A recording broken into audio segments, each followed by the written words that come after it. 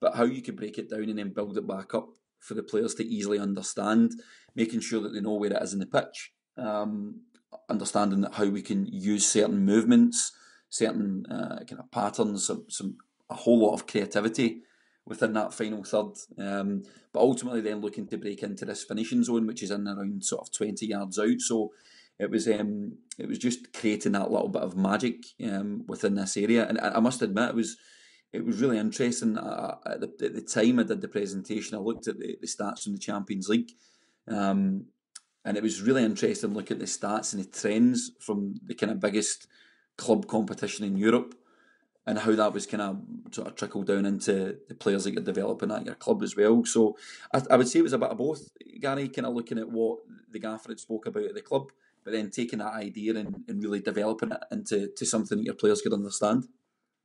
Yeah, I'm fascinated on how the almost the team structure of doing this as a team and then fitting it into the individual technical qualities that you need. I remember in the summer I had to go to the airport to pick up my wife, and just as the England match finished when they got knocked out of the World Cup, it was Chris Waddle and the guys on the BBC radio were talking about how they're going to need special players to break down these compact defences. And wondering what your thoughts are for, like, do you need special players, or what type of individual technical qualities do coaches need to break down these low blocks? Yeah, and it was really interesting, Gary, you saying that. I was in the US almost a year ago to the day. I was doing a workshop, and I'd asked the coaches to get together, and I said, I think they broke off into about 8 different groups, and asked them to come up with a theme for their session and design a session from that. And every single one of them picked possession.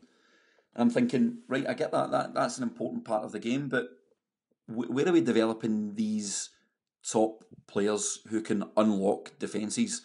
When I speak to my players and I say to them, name of the best players in the world, they tend to speak about the guys like Modric or Messi, Suarez, these top players who can unlock defences. So I think if you're playing against that, particularly a low block and they're super compact, you're probably going to have space that's going to allow you to get around the outsides. Now, if that's your fullbacks or whether it's your wingers, I think it's then having someone that's can have the qualities of taking people on, because what you want to do is try and break that low defensive block, and the two ways that you can do it is by engaging them 1 versus 1 and pulling someone out, that then by you doing that allows to create spaces for other people but disjoints them a little bit, so they have to move in behind. So I think you can keep all this possession, you can be patient, you can be progressive with your possession, but it then becomes ultimately a point in time where you have to ramp up the possession. We speak about, I actually did the incision session tonight, literally about an hour ago, and we spoke about the run making the pass. So even if it's someone making a run that's just going to disjoint the opposition, they're not going to get the ball, but it can create for someone else. So I think if you can build up into that area to get a winger or a fullback, and we look at the modern day fullbacks, they're probably more offensive minded. You have to have that little bit of creativity that's, you can beat someone, you can destroy them in a 1 versus 1 situation. So I think that's got to be a big part of a player's development, Gary. And I just thought that was interesting. When I'd spoken to these group of coaches, it was all possession based, and that's great. It's a big part of the game, but you just need that technical quality where you can someone who can take the ball in a tight area, who's comfortable at taking an opponent on either in front of them, at the side of them, behind them, and just recreating those different scenarios for a player. That how can you beat an opponent when they're behind you? How can you beat an opponent when they're at the side, when you're taking them on down the line, or maybe when you've got them faced up in front of you, can you stand them up? Maybe a little step over, or a little bit of disguise to go inside. So I think that becomes hugely important, Gary, particularly if you can build up into that incision zone.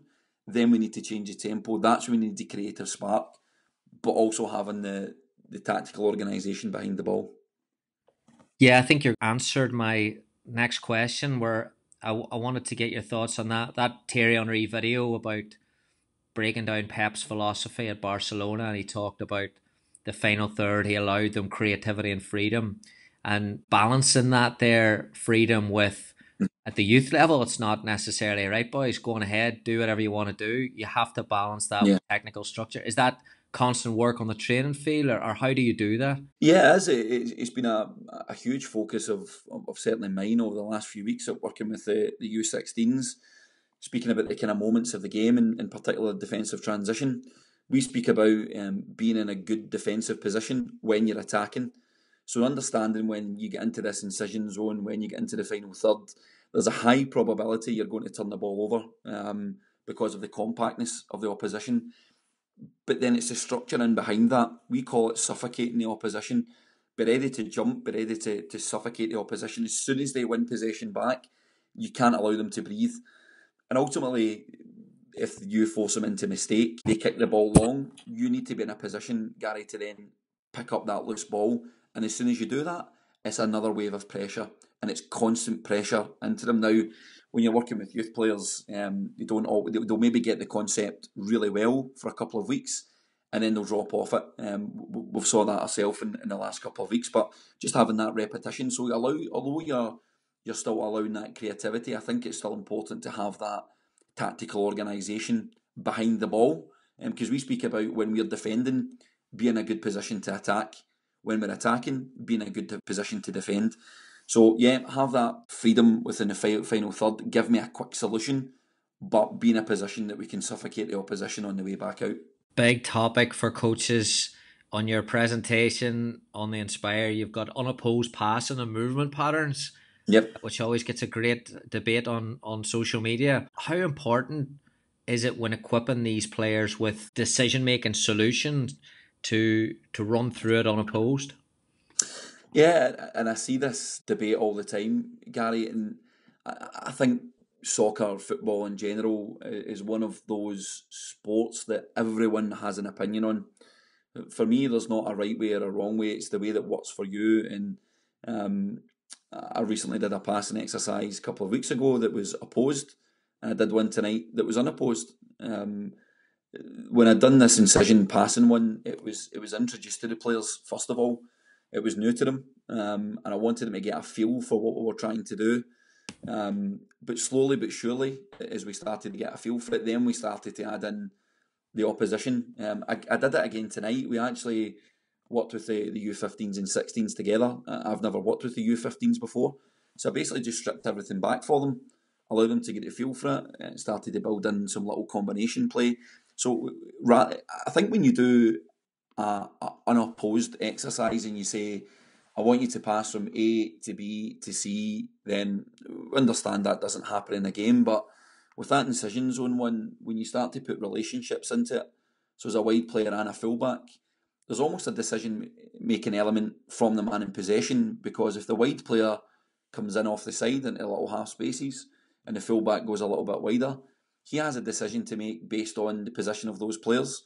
So is one of them offside? Is one of them maybe too far forward that he can't find them?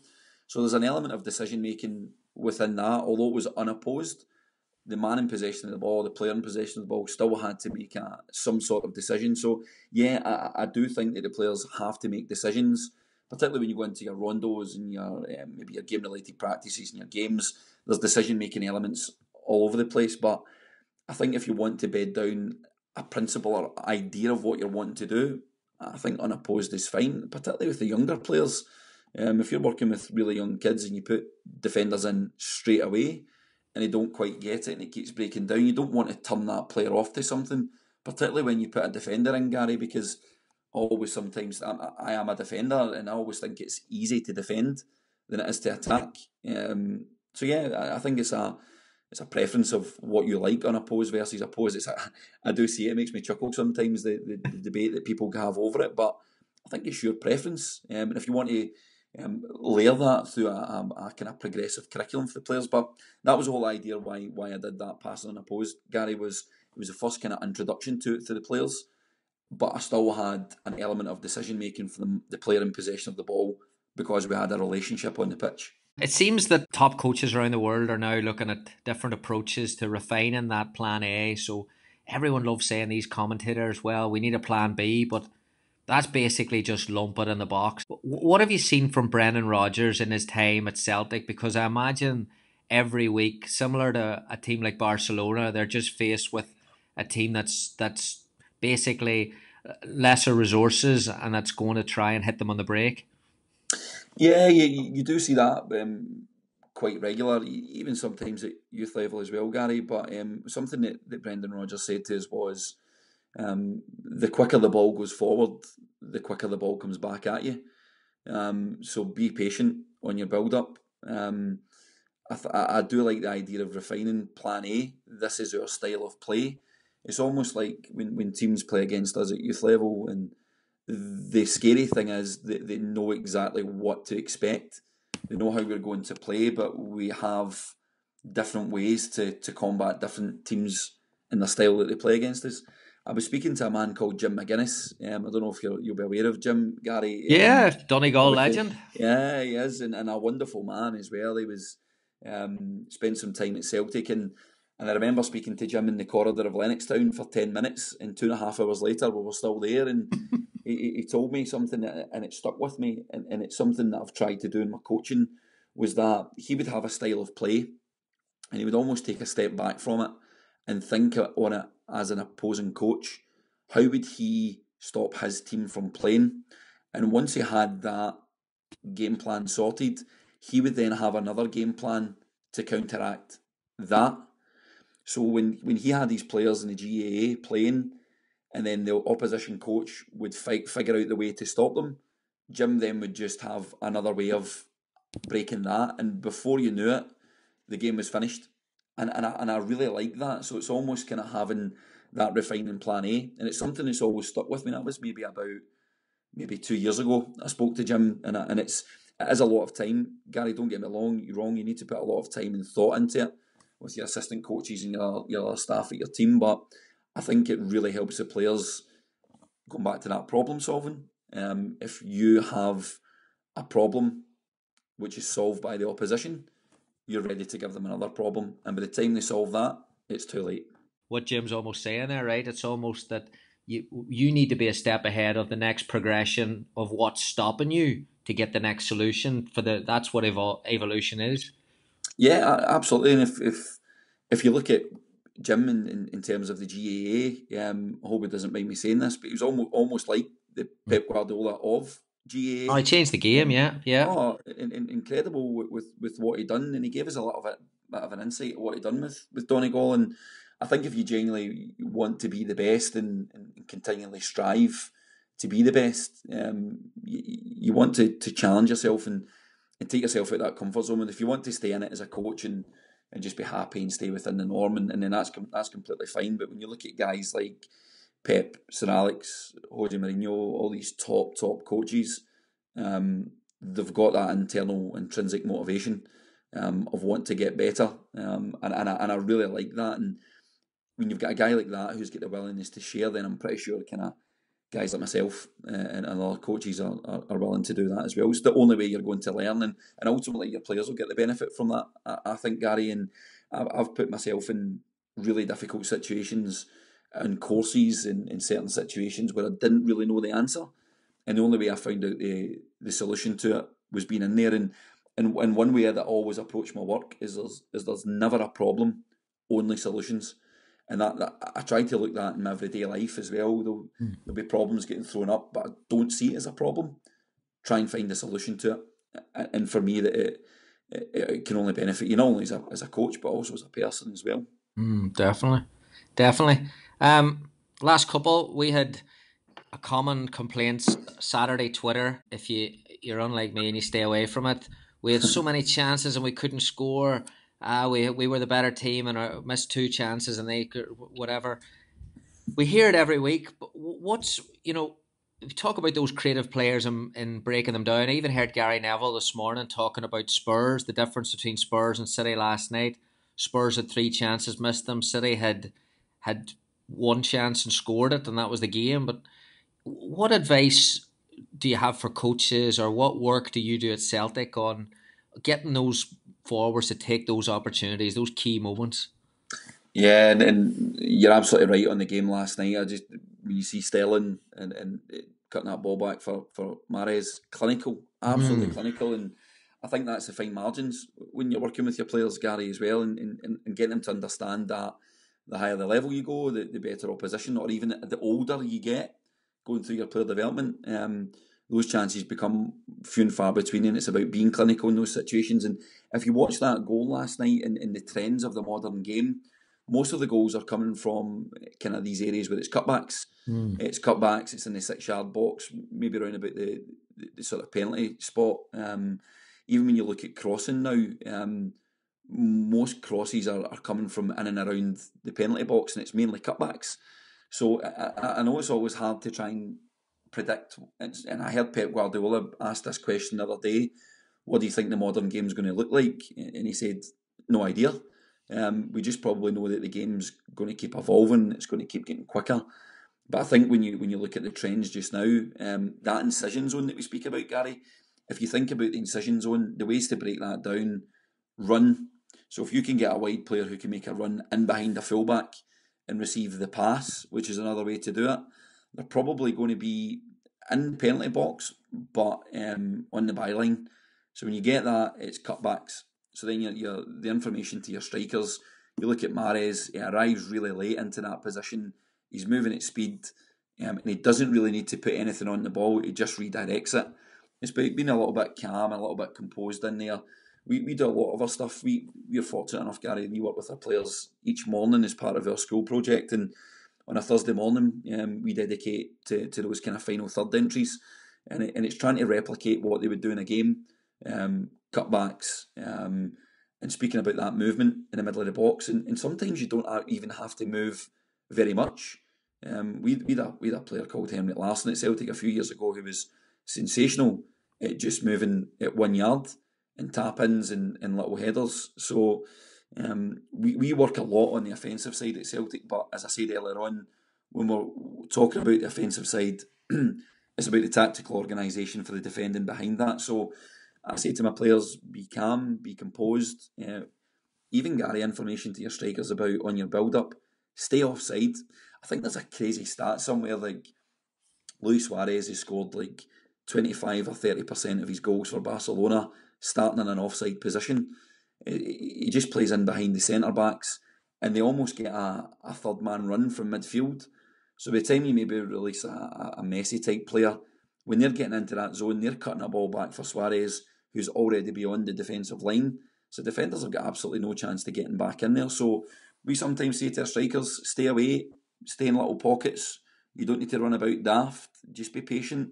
And as soon as we can release that third-man run, particularly in the wide areas, that incision zone, then that's when you become alive and just be calm and composed and stay calm. That's the two words we say to our players all the time. Stay calm in those situations. Brilliant. Hundreds of coaches will now be telling their kids to stay offside, Willie. Brilliant. Last one for you. You mentioned attacking organisation there. I see it a lot, especially when you see coaches scribbling their notes and they take notes from coaching courses, and I'm starting to cringe a little bit when I see it, because it's clinical 6 attackers versus 5 defenders, fixed 2 wide goals in the transition, just a bland session.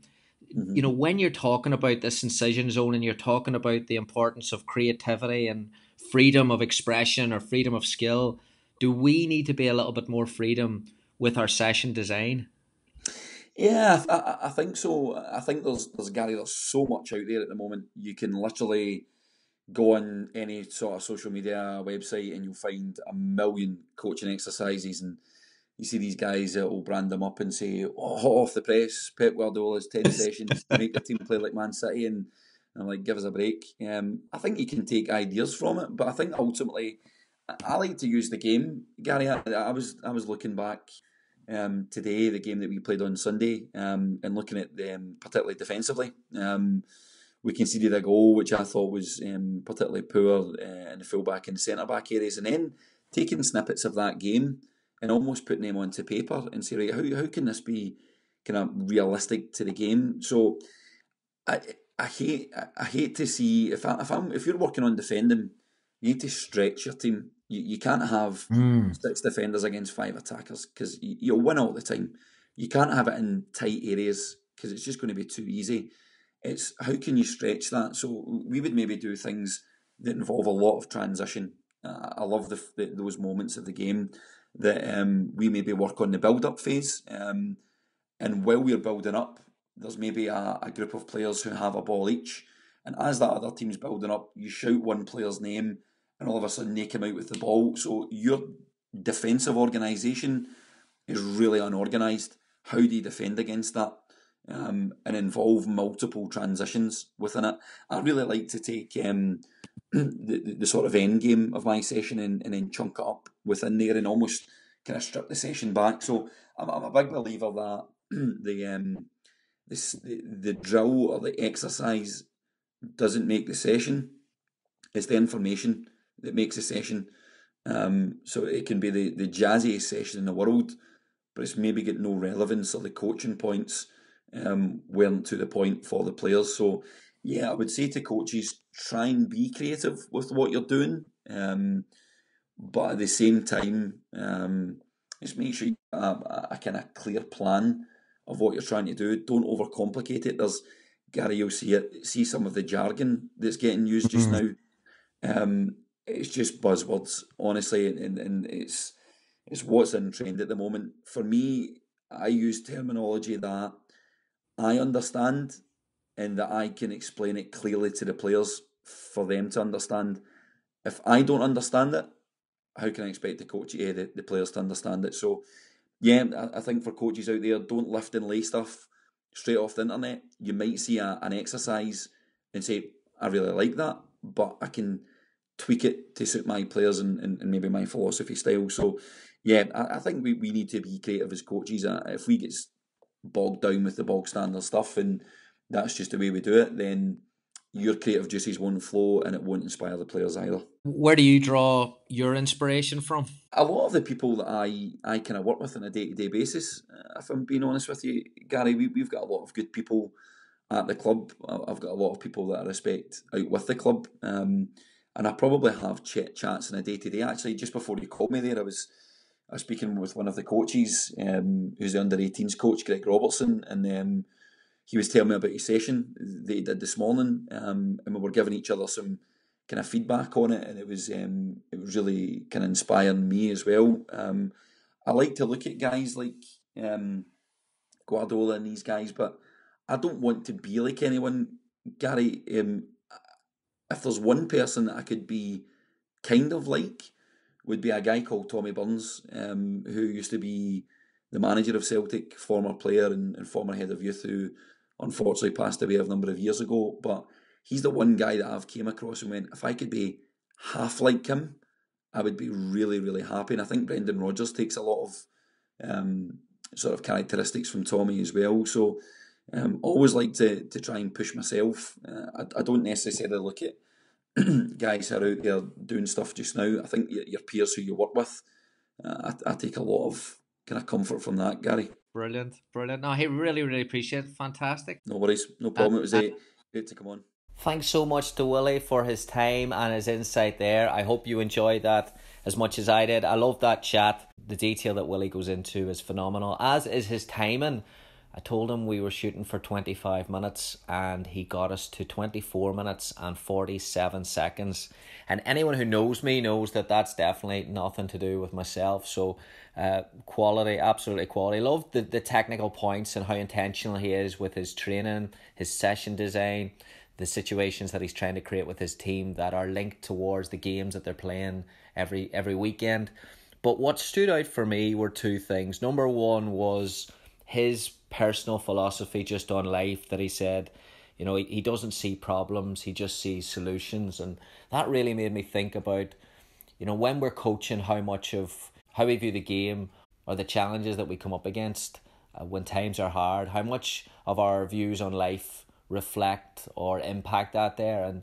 And for breaking down a low block, yeah, if you view that there as, here, we should have won the game, we had 95% possession, they just hoofed it long, scored on the break, and we lost 1-0, and life's not fair, and that's not the way the game should be played. Or you could be, you know, we've created situations here and we've got to find solutions towards them. And I think there is a big correlation between coaches who are optimistic, looking for solutions rather than focusing on the problems. I think those coaches, when it comes to the tactical side of the game, do a little better and find the answers a little bit quicker than people who maybe point fingers at the opposition coach or maybe the pitch or the referee or whatever it is. But I thought that was a really, really nice little insight to how Willie coaches and how he views life. And then kind of along those lines then, the humility piece that, and I talk about nearly in every guest, how humble they are, how that reflects in the way they talk and the way they communicate, how important that is for a coach. But for Willie just to say that he learns more from his peers, and he has access like the rest of us do. We can get Pep Confidential, we can go on all these books, and we should be reading them, but they shouldn't be the greatest influences on us. The people that should be influencing us the most should be the people that we're connected to every day, and that is players, that is other coaches, that is staff members. And I think that, yeah, if something is really, really complex, and this game is really complex, then sometimes the answers might be a little bit closer to us than we sometimes think. And that definitely made me think. So really inspiring how Willie views the game, and like I said, his detail into how he presents his sessions and how he plans and goes through that process is absolutely brilliant. So really enjoyed that. Would love to hear your thoughts. Would love to hear what resonated with you, what you enjoyed, what you agreed with, maybe what you didn't agree with. Anything at all, yeah, let me know at Gary Curneen on Twitter, at Gary Curneen on Instagram.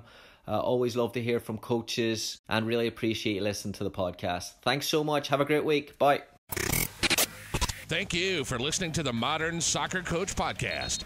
For more coaching topics, sessions, and resources, head on over to Coach Curneen on Facebook or visit the website at www.modernsoccercoach.com.